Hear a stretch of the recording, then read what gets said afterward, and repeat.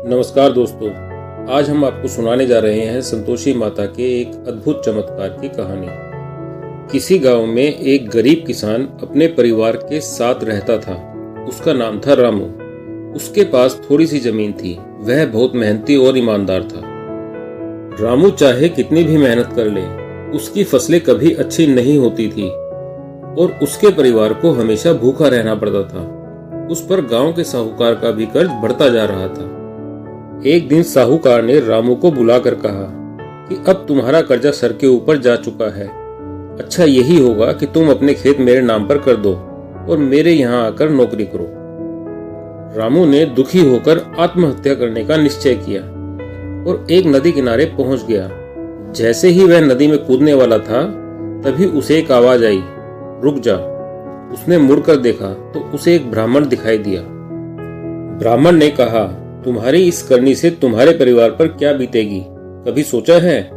तब रामू ने रोते हुए कहा कि मेरे सिर पर सेठ का कर्जा है, अपने परिवार को ठीक से 2 वक्त का खाना भी नहीं दे पाता। अब तुम ही बताओ मैं क्या करूं? ब्राह्मण ने कहा, माँ संतोषी की शरण में जाओ। तब रामू ने माता से प्रार्थना की कि वे उसकी मदद करे और उसके परिवार को इस गरीबी से बाहर निकाले। उसने माता के नाम का व्रत रखना शुरू कर दिया। व्रत के दिन वह माता को गुड़ और चने का भोग लगाता। रामू पूरी श्रद्धा से माता की पूजा करने लगा। रामू की सच्ची श्रद्धा और विश्वास ने माता संतोषी को प्रसन्न कर दिया। अगले ही कुछ दिनों में रामू के खेतों में ऐसा चमत्कार हुआ कि उसके खेतों में खूब अच्छी फसल होने लगी। पूरे गांव में रामू के खेत की फसलें सबसे अच्छी थी। माता संतोषी की कृपा से उसकी गरीबी दूर हो गई और उसके परिवार को भरपूर भोजन मिलने लगा।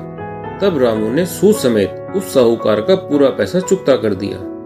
गांव के लोग रामू के खेतों में फसल देखकर चकित रह गए। सभी ने पूछा, यह चमत्कार कैसे हुआ? रामू ने मुस्कुराते हुए कहा, सब संतोषी माता की कृपा से हुआ है। दोस्तों, अगर आपको यह चमत्कारी कथा अच्छी लगी हो तो हमारे चैनल को लाइक और सब्सक्राइब करना ना भूलें। इस वीडियो को अपने दोस्तों के साथ शेयर करें ताकि सबको देवी संतोषी की महिमा का अनुभव हो सके। जय संतोषी माता।